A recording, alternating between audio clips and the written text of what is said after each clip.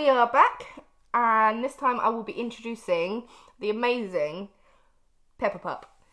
She is a pup who has been out of the scene for a little while due to, well, this is a fault of her own. She got pregnant. She'll explain more about that in a bit. She is my puppy sister. I absolutely love her to bits.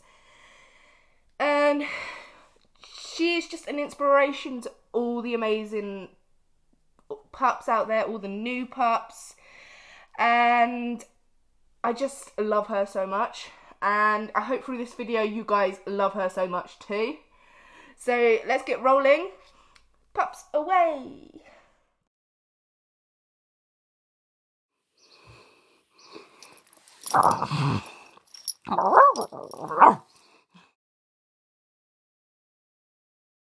Hi everyone, I'm Pepper Pup, and I'm here on behalf of my lovely puppy sister Rogue, because she asked me to take part in her Pup Chats, which I found incredibly flattering, considering I've been out of the scene for quite a while now. I was very prolific on the scene until I unexpectedly fell pregnant shortly after winning the Miss Puppy award, which was both wonderful and heartbreaking because I had to give that up. But I've been out of the scene for a while now, and I'm just coming back in now that my daughter's 17 months and is beautiful. I'm just coming back in now, and God, have I missed it. I've missed the fun. I've missed the wonderful friends I have within the community, and I cannot wait to get back to some events. So how did I get in? Well, I got in, believe it or not, because I read about Spot, who is one of my dearest friends, and he is also a very prolific pup on the scene. He was the first Mr. Puppy UK.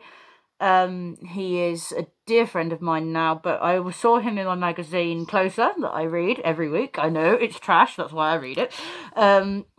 And his documentary was advertised in there on Channel 4, which was The Secret Life of Human Pups. I'm very open-minded, I'm very curious, I love originality, I love quirkiness, I love things that make life a bit more interesting, so I decided to give it a watch.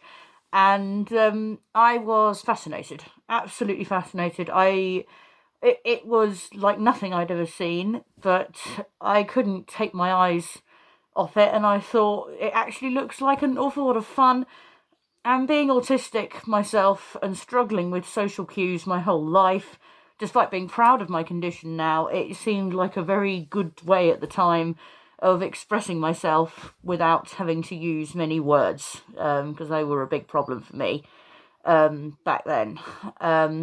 So I got in contact with Spot over Twitter, and he led me into it, encouraged me to give it a go. This then led on to me being put in contact with Chip, who you've probably already seen on Rogue's Pup Chats. Chip is now my alpha. He's an amazing pup. I wouldn't be here without him, because he guided me.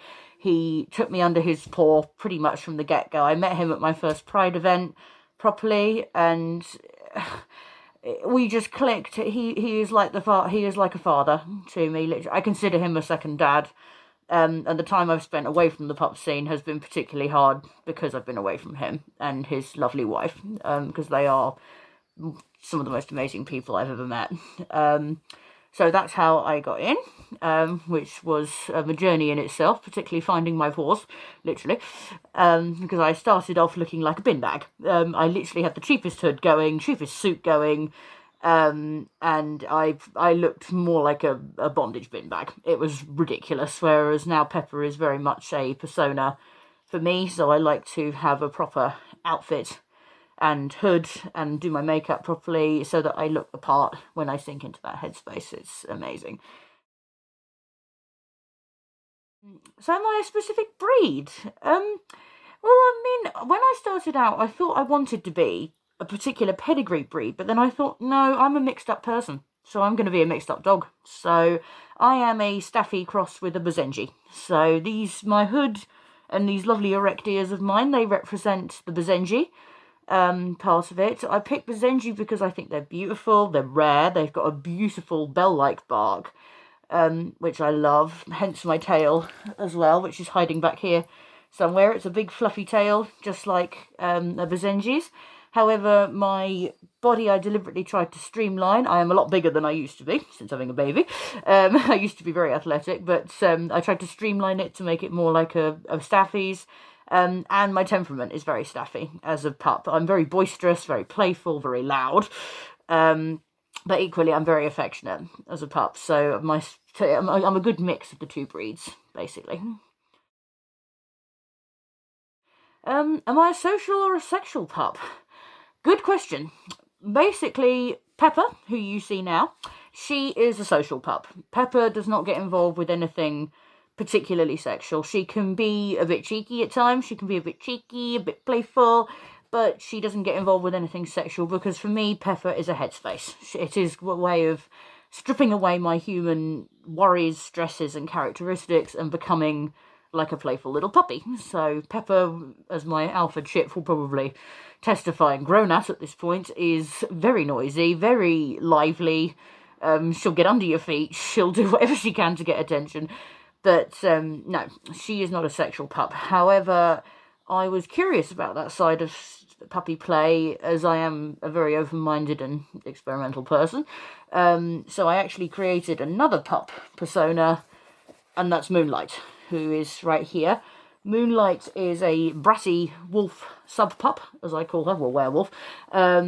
She is a bondage pup, werewolf. She is purely a puppy play built for fetish. But that is because I wanted to separate Moonlight from playful, cute little Pepper. Because Pepper you will never find doing anything of the sexual nature. You can be both, and both sides are wonderful. They are both have their purposes. But personally, at the moment, I lean more towards the social side. But that's not to say that the sexual side isn't there to be enjoyed. So I'm a bit of both, basically.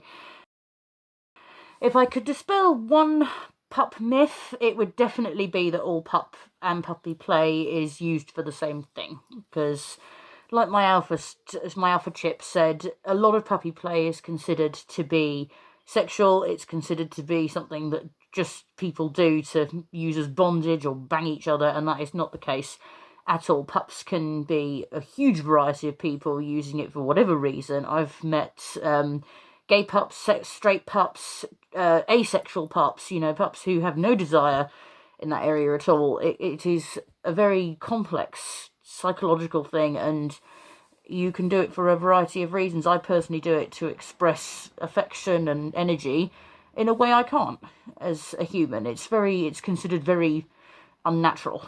And also because as a pup, I can express myself through body language and noise, whereas I can't do that as a person. I find it very, very difficult being autistic. So that would be the myth I'd like to dispel. Also the fact that only gay men are pups. Load of crap. And I am afraid female pups do exist, as do straight pups. So we're all of different backgrounds, and that's one of the joys for me of the scene, is the fact that it's a hugely diverse community. And I love diversity. If we were all the same, it would be really boring. So that's my myths. That's Pepper. And if you would love to follow me on Instagram, please go ahead. It's Human Puppy Pepper, where you'll see all my little adventures.